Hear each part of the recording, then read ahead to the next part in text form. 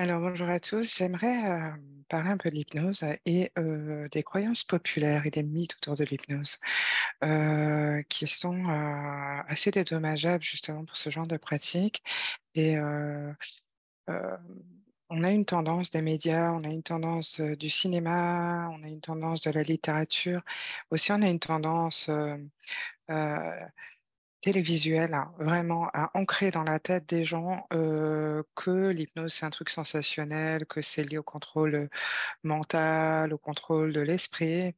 Heu et du coup, au niveau de l'inconscient collectif, au niveau de l'égrégore collectif, on se retrouve avec des idées, qui sont archi fausses autour de l'hypnose et je m'en rends compte, assez régulièrement finalement en discutant, avec des gens, à droite, à gauche, qu'ils ont, quand je leur dis que je fais de l'hypnose, c'est: «Ah, vade rétro Satanas», quoi. Hem Peut-être intéressant justement de faire quelques mises au point sur ce que c'est réellement et c'est pas du tout ce qu'on nous fait croire.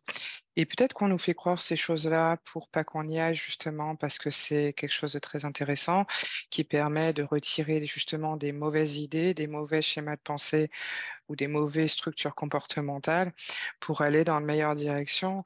Alors, peut-être que finalement ça les intéresse pas que les gens, soit dans le mieux-être, dans le bien-être ou arrivent, à éliminer très simplement et très facilement, leur mauvais schéma de pensée ou leur mauvaise, structure, comportementale. Moi, je pense qu'il y a un peu de ça et c'est pour ça qu'on nous, met, des idées fausses comme ça dans la tête qui sont, finalement des schémas hypnotiques. Parce que l'hypnose, en tant que thérapeute, on va l'utiliser vraiment, dans la bienveillance pour aider l'autre.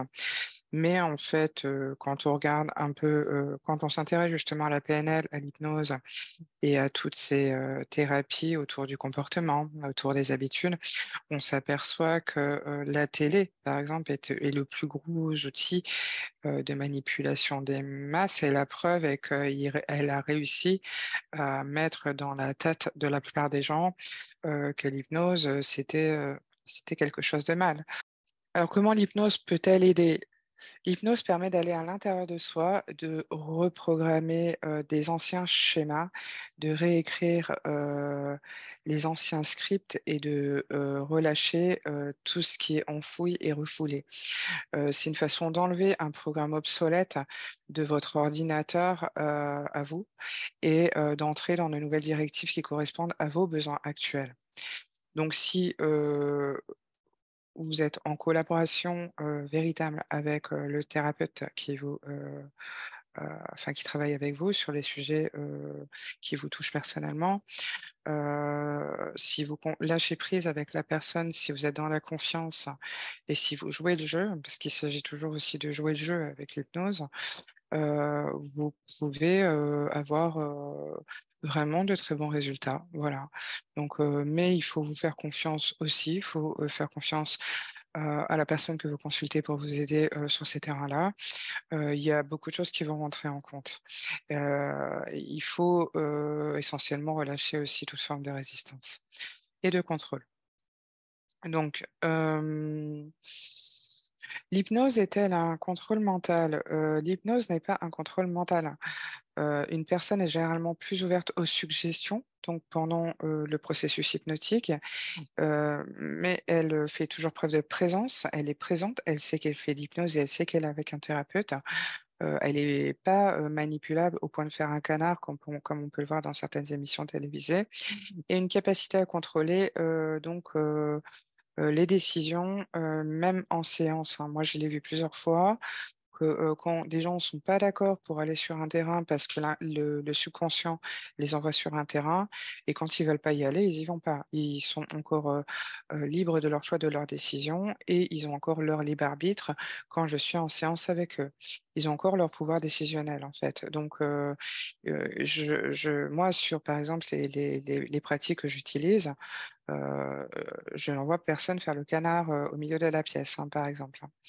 Donc ça, c'est de l'hypnose de spectacle, hein. C'est vraiment une vulgarisation, qui a été mis en place autour de l'hypnose et qui est, archi fausses concernant, du coup, la thérapie.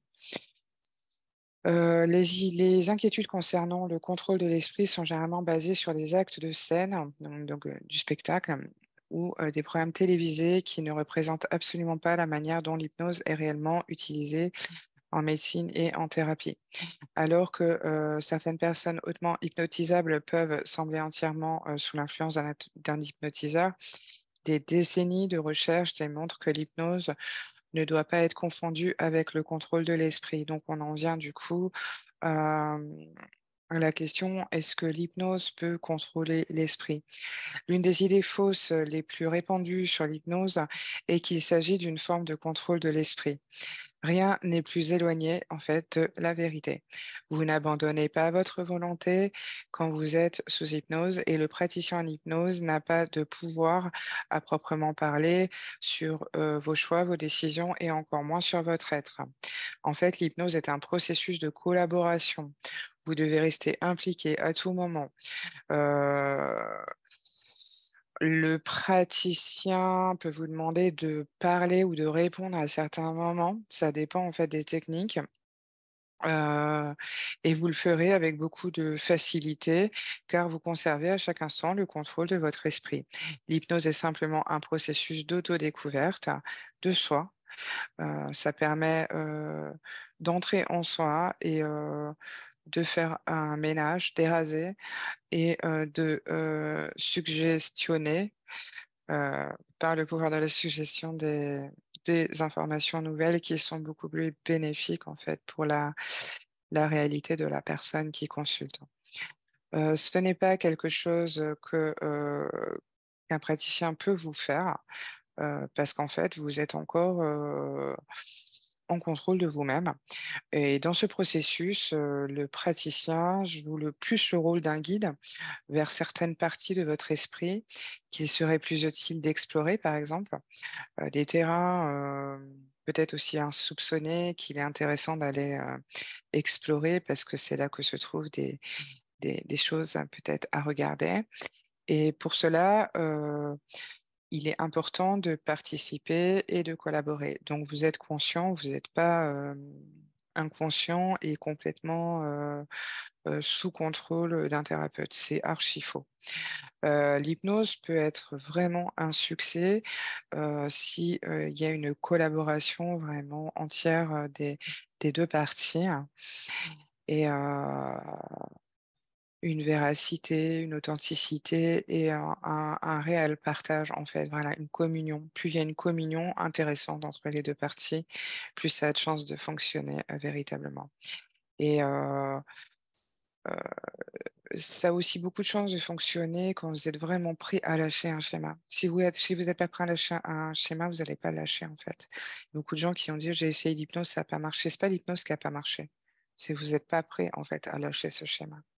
Tout ce qui est prêt à lâcher, lâchera. Tout ce qui n'est pas prêt à lâcher, ne lâchera pas.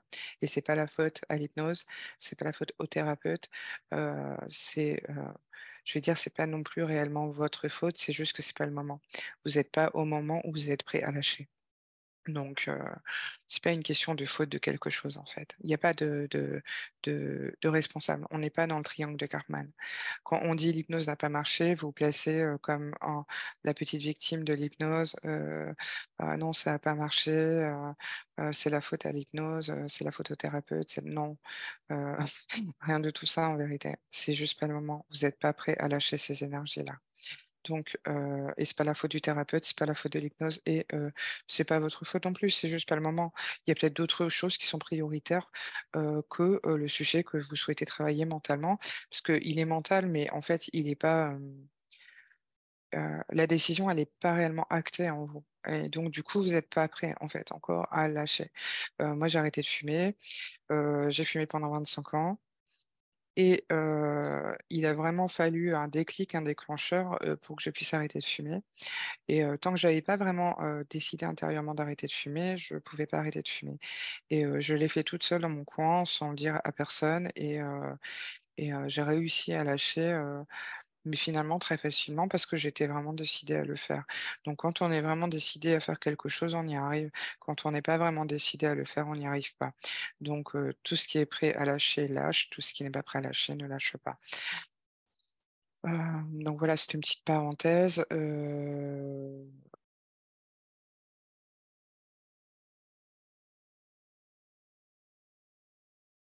Vous avez aussi la capacité, en état hypnotique, de refuser de faire des choses ou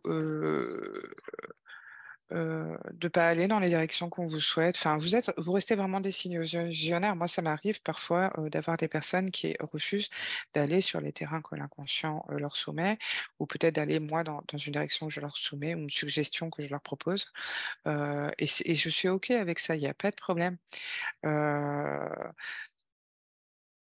Dans une certaine limite, je vais dire, voilà. Parce que si, on fait de l'hypnose et que la personne va manipuler complètement la séance, pour arriver, à défendre des objectifs qui, me semblent pas vraiment utiles dans le but de la thérapie, heu, mais dans des buts mentaux de la personne plutôt, en fait, c'est obsolète, ça n'a aucune valeur et il y a rien qui marchera réellement. C'est comme un brouhaha de choses qui sont vraiment pas utiles, en fait. Donc je l'ai vu aussi, mais je pense que c'est compliqué justement de travailler avec des personnes qui fonctionnent comme ça. Il y en a.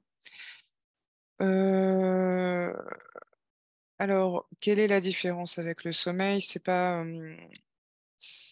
en fait, on a différents états de conscience au niveau de nos journées.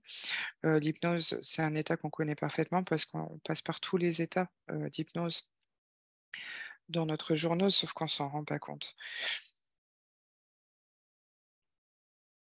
L'hypnose est un état de conscience modifié et ces états de conscience modifiés, vous les avez, à différents moments de votre journée. Alpha, bêta, gamma, thêta, et delta, c'est le sommeil. Heu, donc quand j'entends quelqu'un dire: «Je suis pas hypnotisable», j'y crois pas beaucoup, heu, parce que finalement, c'est quelque chose qu'on connaît tous parfaitement bien. Que vous ne soyez pas manipulable par des techniques, de contrôle mental, c'est autre chose. Mais l'hypnose, c'est quelque chose que vous connaissez parfaitement bien parce que vous y passez, bah, quasiment 90 de votre vie en sous état modifié de conscience, donc sous état hypnotique. Une petite note concernant ce que je viens de vous dire, c'est que, il suffit que vous soyez concentré, 60 secondes sur quelque chose pour, être programmé. Donc c'est un peu, à mon sens, ce que vous fait, la télé dans la tête avec les publicités. Si vous regardez bien les publicités, je pense qu'elles doivent durer, alors j'ai jamais calculé, mais ça doit durer un petit peu plus d'une minute, légèrement plus d'une minute pour que l'information, elle s'ancre en fait, cette nouvelle information s'ancre dans votre inconscient. Heu, donc on parle d'hypnose de la route aussi. Quand vous conduisez les lignes blanches, il y a quand même un terrain hypnotique là-dedans. Heu et plus globalement, quand vous êtes, concentré 60 secondes sur quelque chose, vous avez une reprogrammation, qui s'effectue au niveau de l'inconscient et ça, vous vous en rendez pas compte et on vous met dans la tête que l'hypnose, c'est dangereux et cetera, mais finalement, c'est quoi qui est dangereux réellement? C'est le contrôle de l'esprit, c'est pas l'hypnose et au niveau, de cette matrice, de cette réalité, on a, globalement et par la télévision essentiellement, tout un contrôle, de l'esprit qui s'effectue et dont la plupart des gens n'ont pas conscience et c'est ça qui est dangereux, c'est pas l'hypnose. Voilà, enfin vous ne pourrez jamais dire des choses que vous ne voulez pas dire ou vous souhaitez garder profondément secrètes parce que bon, encore une fois, c'est vous qui êtes libre et décisionnaire de partager, ce que vous voulez partager. Et c'est pas une question d'intelligence et cetera, c'est plus une question de réceptivité. Il y a des gens qui sont, réceptifs parce qu'ils savent lâcher prise plus et il y a des gens qui vont être moins réceptifs parce qu'ils sont plus dans, le contrôle, mais ils sont tellement archi dans le contrôle que, ils savent pas ce que c'est que de lâcher prise Et pour vraiment faire une belle séance d'hypnose, il faut, vraiment, rentrer dans le lâcher prise, se relâcher, se relaxer. Le terrain de détente est quelque chose d'extrêmement important. Plus on est détendu, plus on laisse passer les choses et plus les transformations s'opèrent. Donc c'est pour ça que les inductions, c'est, tout le blabla, toutes les techniques en fait qu'on utilise, avant d'établir les suggestions, les modifications. C'est généralement un peu long, pour amener la personne vraiment à un état de détente et de relaxation. C'est un terrain très important. Donc, voilà, je voulais vous parler un peu des idées fausses et des mythes, il y en a peut-être plein d'autres, hein, moi je sais pas, je je me suis dit: «Bon, ce serait peut-être bien que je fasse une petite vidéo là-dessus pour dire aux gens qu'ils sont un peu dans l'erreur concernant, enfin globalement, hein, concernant ce que peut être l'hypnose», parce qu'en fait, un il y a un gros problème concernant la compréhension de l'hypnose en général. Elle est confondue avec le contrôle mental qui est tout à fait autre chose. Et c'est pas du tout ce que la plupart des praticiens en hypnose, des hypnothérapeutes et de toutes les techniques d'hypnose confondues, par les thérapies, diverses, proposent. Par contre, c'est ce qu'on vous propose globalement, à travers le biais de la télé, par exemple. Donc voilà, voilà pour ces éclaircissements et puis bon, bah, à bientôt, hein.